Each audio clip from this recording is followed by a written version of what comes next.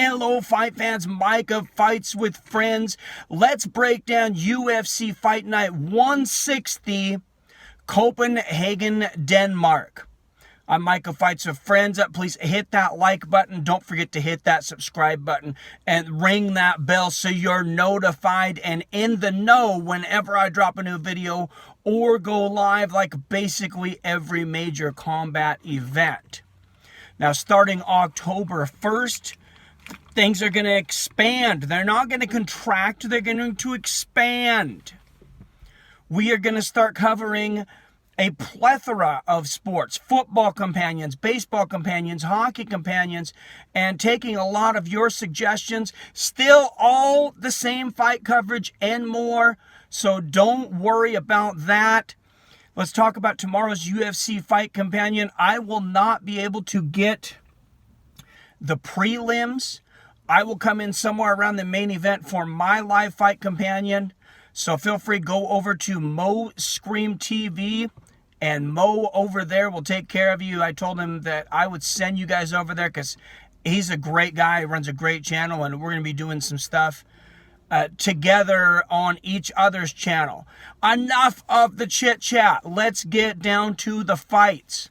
Guys, the main card. First fight we're going to break down. I'm going to break down the 5 fights that I believe matter most. First fight of the card, Alex Cowboy Oliveira. This guy is never in a boring fight. He never takes an easy fight. Minus 143 favorite. He's taken on Nicholas Dalby, plus 115. If that name sounds familiar, Nicholas Dalby has been 3 fights outside of the UFC. That's because he had been on a 3-fight losing streak in the UFC. Alex Oliveira, despite losing his last 2, won to Gunnar Nelson by submission, and then a unanimous decision to Mike Perry. I just feel that this guy is a couple notches above Nicholas Dalby as a contender, and I think Alex Oliveira takes this one fairly easily. I think he gets it done by knockout or unanimous decision, but I think he has a great chance of taking Nicholas Dalby out there. And if you're looking for a good bet or something to add to your parlay, I think Alex Oliveira is one of the brightest spots for gamblers on this card at just a minus 143. All right, let's head into the next one. OSP returns. Ovin St. Preux. He's going to be taking on Mikhail Olechuk. Mikhail comes in a minus 250 favorite. That's going to surprise a lot of people. OSP comes in a plus 195. It's not going to surprise me, though. Mikhail is on a 12-fight winning streak.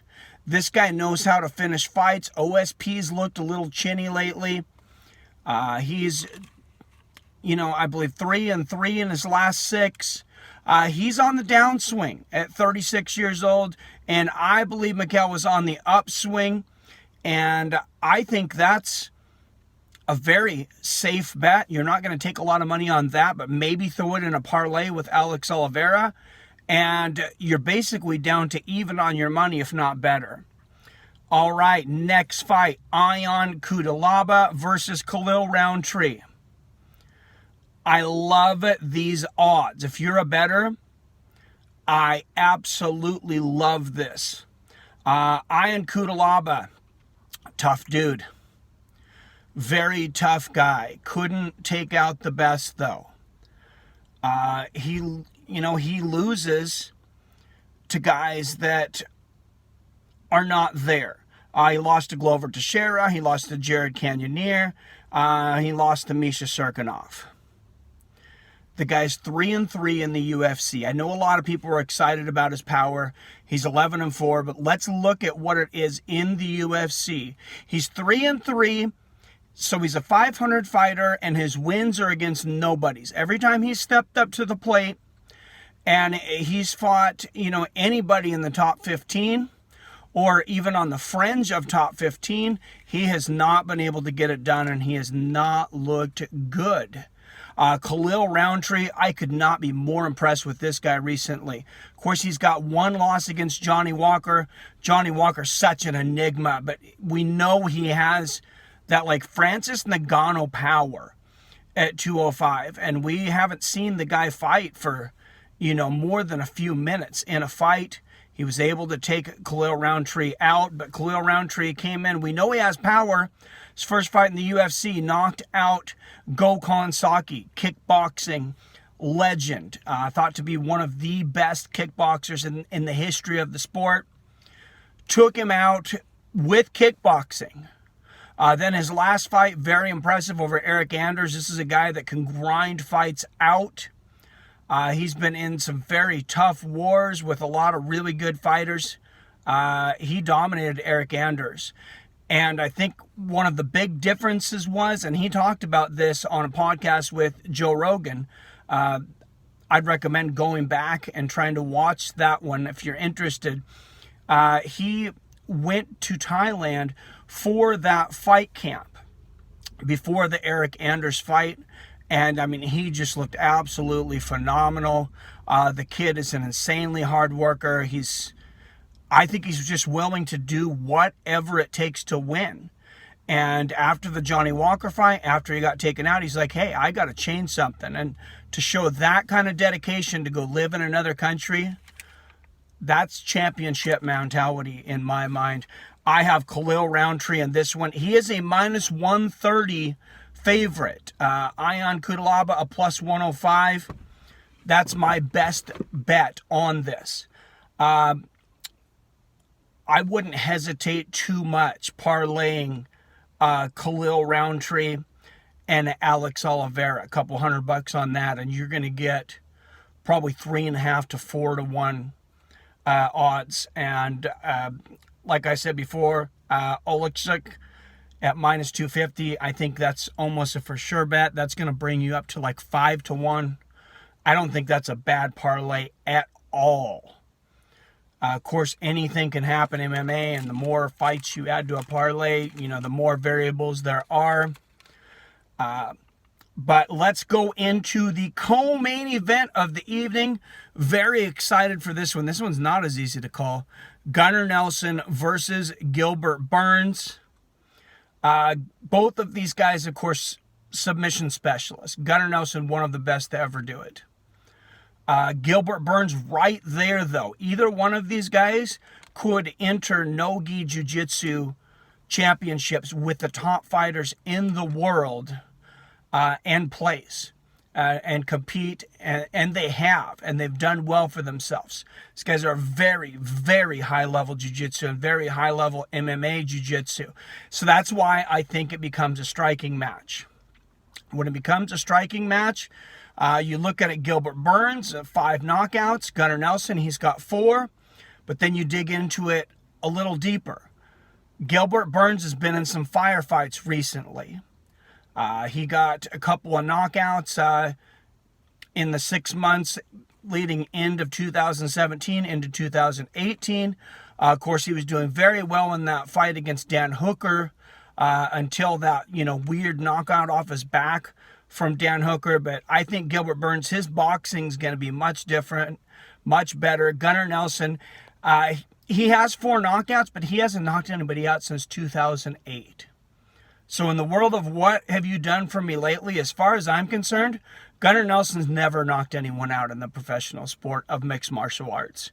That's why I'm going to take Gilbert Burns in this one. I think he outstrikes Gunnar, and what becomes a striking match gets it done either by knockout or unanimous decision. And that's a close one, minus 130.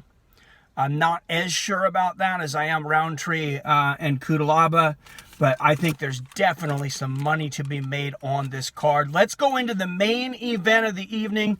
A guy that's got a lot of steam right now, Jared Cannonier, coming in against Jack Hermanson. Now, Jack Hermanson's a minus 250 favorite. I bet against Jack in the past, and I've regretted it. Jared Cannonier, he is a plus 200. This is a guy that's been in the UFC for a while. But Jared Cannonier, let's talk about him for a minute. He's 2-2 in his last 4. 2 of those wins were against a 44-year-old Anderson Silva, I believe, 43 or 44. And then a David Branch that's probably been on his way out for the last 3 years. Not impressive. He got smoked, absolutely smoked by Dominic Reyes and Jan Blachowicz. Those guys took him out and knocked him out easily. I think Jack Hermanson does something similar. I'm going to take Jack Hermanson by early knockout. I think he gets Jared Cannonier. So let's go over the picks again real quickly. And before I do that, remember, like I said, Mo Scream TV, he's going to be covering the prelims. I'm going to put the link down below for him, and I'm going to try to make sure to be home in time for the main card.